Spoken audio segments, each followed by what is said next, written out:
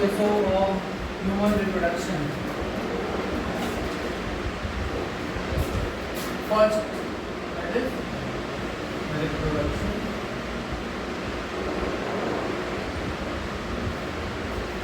It can be in human as well as plants or animals. Clear? Reproduction meaning क्या है? What is reproduction?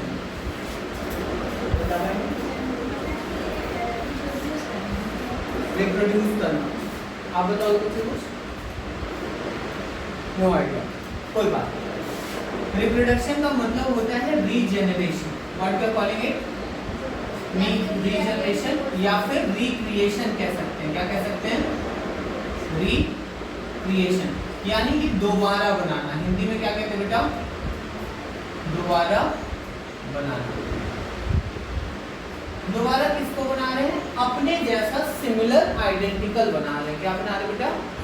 Similar identical, यानी कि हमारे जैसा हूबहू मिलता जुलता ऑर्गेनिज्म तैयार होगा. समझ में आ गई बात? क्लियर है? That's what we are calling it reproduction. जब रिप्रोडक्शन की बात करेंगे तो अगर हम पहले समझो कि प्लांट्स की बात करते हैं, ठीक है?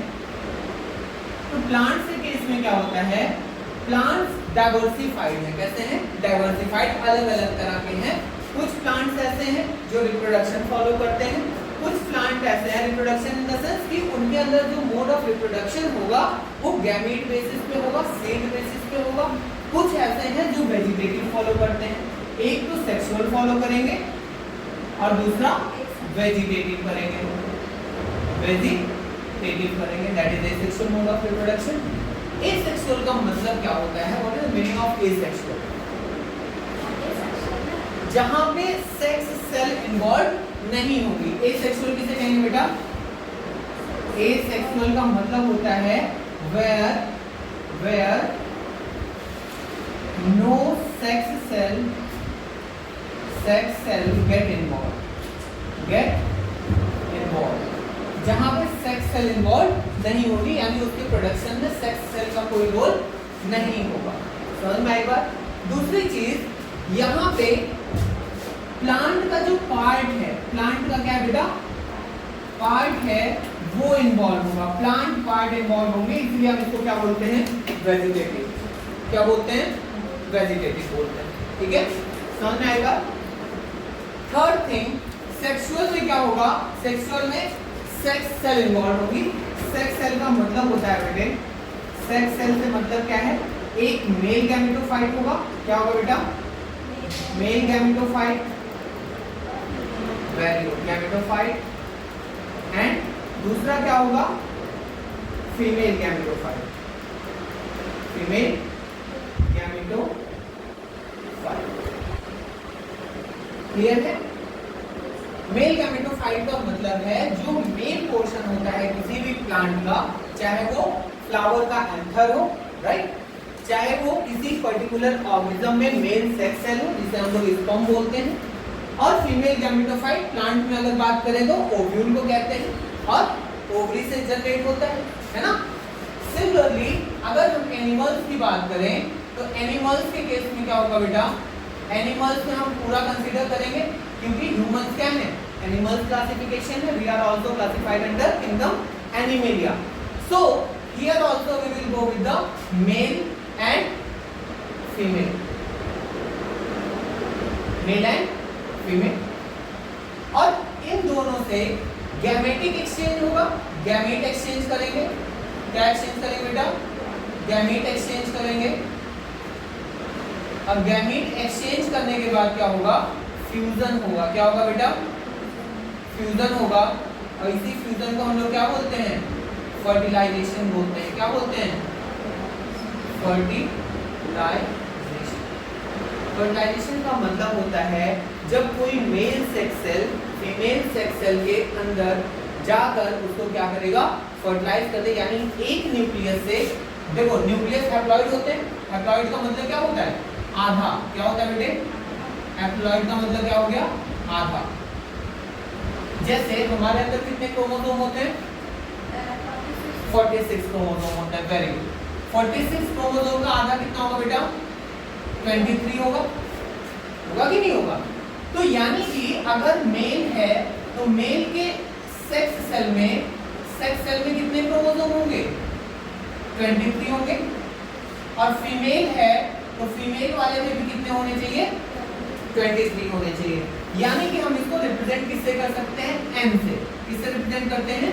n से। यानी गैमीट सेल को किससे रिप्रेजेंट करेंगे बेटा? n से। किससे करेंगे? n से। ठीक है। अब n से रिप्रेजेंट अगर हम कर रहे हैं तो इसका मतलब n का नंबर क्या होता है? n मतलब नंबर ऑफ क्रोमोसोम। n मतलब नंबर ऑफ क्रोमोसोम। तो मेल गैमीट है, मान लो हमने कहा मेल गैमीट है तो कितना क्रोमोसोम हो जाएगा?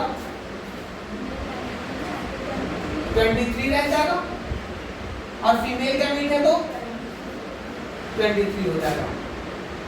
फीमेल है तो 23 हो जाएगा। और दोनों 23 मिलके क्या बना देंगे बेटा? 46 बना देंगे। Very good. कितना बना देंगे? 46 बना देंगे।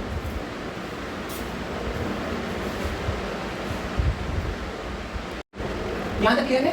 कोई कंफ्यूजन यहां तक? यानी कोई भी सेक्स सेल होगा तो उसमें नंबर ऑफ क्रोमोसोम कितने होंगे बेटा? 23 होंगे। मेल ह्यूमन के केस में, किसके केस में? ह्यूमन के। हर ऑर्गेनिज्म में नंबर ऑफ क्रोमोसोम डिफरेंट होते हैं। ठीक है। हम लोग के अंदर कितने पाए जाते हैं? 46। कितने पाए जाते हैं? 46। और सेक्स सेल में कितने पाए जाएंगे? 23। यानी किसी भी ऑर्गेनिज्म में अगर हम बात करें कि उसके गैमीट में कितने सेल होंगे तो हमेशा जो ऑर्गेनिज्म का क्रोमोसोम नंबर होगा उसका आधा पाया जाएगा। कितना पाया जाएगा? आधा। समझ में आ गई बात? क्लियर है? चैप्टर ओपन करो, बायोलॉजी में है ह्यूमन रिप्रोडक्शन। ठीक है। समझ में आया यहां तक? क्लियर है? कोई confusion? Now when we are learning about plant, तो प्लांट में हमें पता है कि फर्टिलाइजेशन के समय क्या होता है बेटा? सपोज प्लांट में दो केसेस होते हैं। एक होता है बाइसेक्सुअल फ्लावर। क्या होता है? Bisexual flower. और दूसरा होता है यूनिसेक्सुअल। क्या होता है? Unisexual flower. क्लियर है? बाइसेक्सुअल का मतलब होता है जहां मेल और female part, mail and female part, very good, female part दोनों कितने होंगे बेटा? इन वन फ्लावर, जिसमें मेल फीमेल पार्ट दोनों एक ही फूल में प्रेजेंट होंगे, उसको हम क्या बोलेंगे? बाइसेक्सुअल। या फिर और क्या कह सकते हैं? हर्माफ्रोडाइट कह सकते हैं। क्या कह सकते हैं? हर्माफ्रोडाइट। हर्माफ्रोडाइट का मतलब होता है when both the sexes are present in a single organism. Is that clear? समझ आया? यूनिसेक्सुअल किसे बोलेंगे? when both sexes are present alone मतलब मेल फीमेल अलग अलग फ्लावर में प्रेजेंट होंगे। एक फ्लावर मेल होगा और एक फ्लावर फीमेल होगा। जैसे फॉर एग्जांपल पपाया जानते हैं? पपाया क्या है? पपाया का जो फूल होता है, एक प्लांट उसका मेल होता है और दूसरा प्लांट फीमेल होता है। अब मान लो पूरे खेत में किसान ने पपीते का पौधा लगा दिया। किसान को नहीं पता कि ये पपीता मेल है या फीमेल है। आएगा समझ में? उसने पूरा पौधा लगा दिया, सारे मेल लगा डाले, ठीक है, या फिर सारे फीमेल लगा डाले, तो क्या उसमें फल आएगा? नहीं आएगा। क्यों? क्योंकि अगर फीमेल लगा दिया तो वहां पे क्या चाहिए? मेल चाहिए, एक मेल होना चाहिए। क्योंकि बिना एंथर के फ्लावर में जो मेल पार्ट होता है वो मोस्ट इंपॉर्टेंट क्या है? एंथर है। क्योंकि एंथर के अंदर से क्या निकलता है? पॉलन ग्रेन निकलता है। पॉलन ग्रेन निकलता है और यही पॉलन ग्रेन स्टिग्मा पे जाएगा फीमेल के, और स्टिग्मा पे जाके क्या करेगा? वहां से ओवरी में जाएगा और ओवरी के अंदर ओव्यूल को फर्टिलाइज करेगा। तब क्या बनेगा? फ्रूट बनेगा। क्या बनेगा?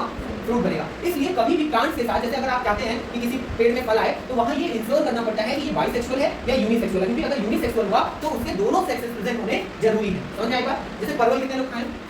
परवल खाया? परवल की सब्जी नहीं खाए? खाया नहीं, देखा है सब्जी? ओके। परवल के साथ भी क्या है? वो भी यूनिसेक्सुअल है। कैसा बेटा?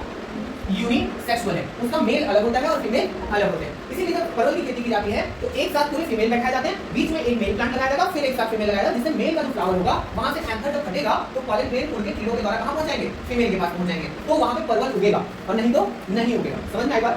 I have one good example for that. हमारे यहाँ एक लोग खेती करते हैं, तो उनका लड़का जो है बाहर से आया था, तो वो गया सारे के सारे फीमेल प्लांट खरीद लिया परवल के और खेत में लगा दिया। डेली सिंचाई कर रहा था, 1 महीने हो गए, पौधे बड़े हो गए, फल ही नहीं आ रहा, सब्जी नहीं उग रही। तो फिर एक दिन हमने पूछा, हमने कहा भैया ये क्यों नहीं निकल रहा है? मतलब यार अच्छा तो लाया थे पौधा, लेकिन पौधा जर्मिनेट नहीं कर रहा है। तो मैंने कहा फूल तोड़ के ले आओ।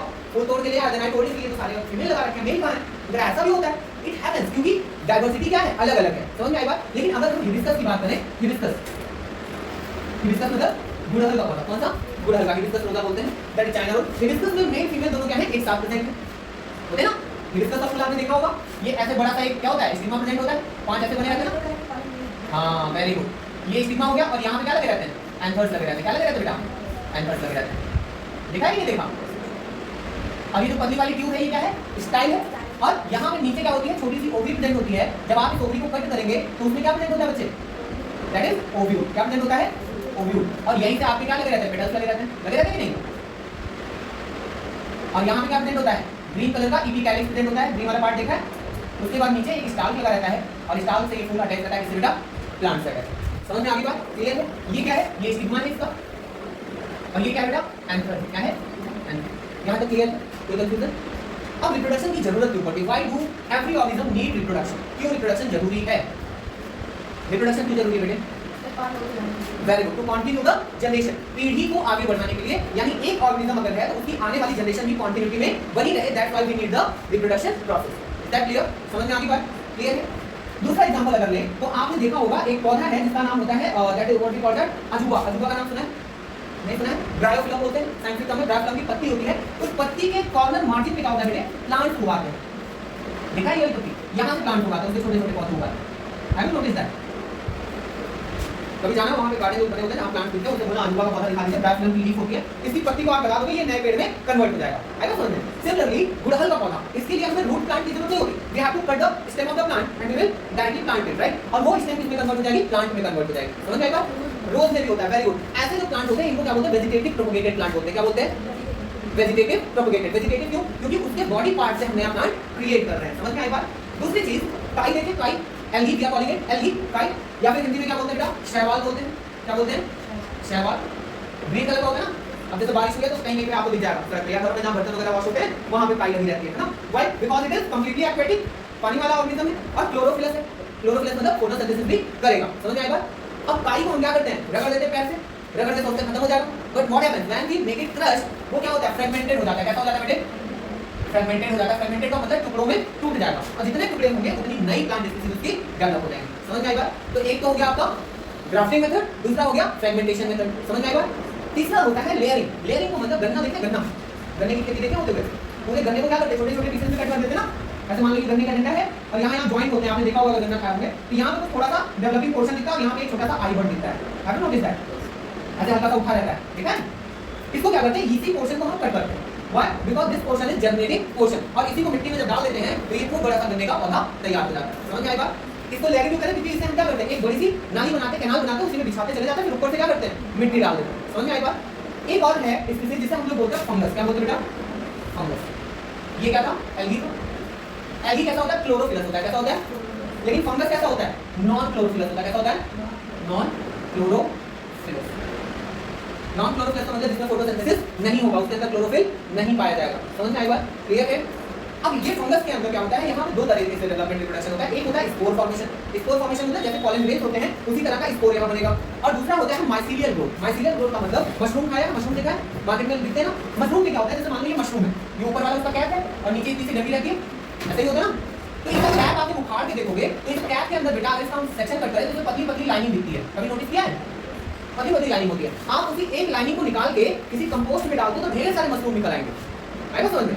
सिमिलरली जो फंगस ह्यूमन बॉडी या एनिमल बॉडी में लगता है, तो आप सोचो कि कहते हैं ना एक जगह जो है फंगस लग गई है तो वो पूरे शरीर में फैलने लगती है। How? Because it's mycelial growth. Mycelial growth होती है तो इसका जो हिस्टोरियम होता है जिससे वो न्यूट्रिशन ले रहा होता है वो पूरे सेल में फैल जाता है, एक जाल की तरह, एक नेटवर्क की तरह डेवलप कर जाता है और नए नए फंगस को ग्रो करता है। समझ में आ गई बात? यहाँ तक क्लियर है? कोई कंफ्यूजन? एक बार ये पॉइंट निकाल लीजिए, ठीक है? पॉइंट 6 टर्म्स नोट कर लो। आ जाओ, आ जाओ, एक आंख बंद करके देखो, देखो कैसा दिख रहा है? आ जाओ ना, देखो सिर्फ क्रॉस दिखा, स्पाइरल अरेंजमेंट दिखेगा, ऐसा दिखेगा, ये ऐसे होगा और इसमें ऐसे ऐसे लाइनिंग बनी होगी,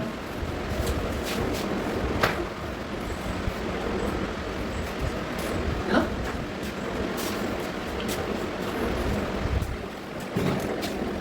कल फ्लावर ले आओ, कल फ्लावर दिखा के काट के डिस्कस ले आओ।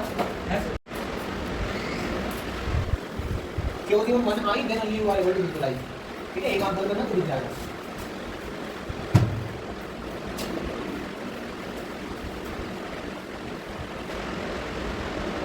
ठीक है शशि, ध्यान से देखना, स्मॉल एग्जांपल है ये अभी का, कैसा दिख रहा है। एक आंख बंद करना तो दिखेगा आपको। हाँ कैसा स्पाइरल अरेंजमेंट है, हाँ क्रॉस क्रॉस स्ट्रैंड है। यही जो स्ट्रैंड होते हैं ना, ये टूटते जब हैं तो ये नए स्पाइरोगैरा में क्या कर जाते हैं, डेवलप कर जाते हैं। समझ में आई बात? एक और बात है नर्व सेल।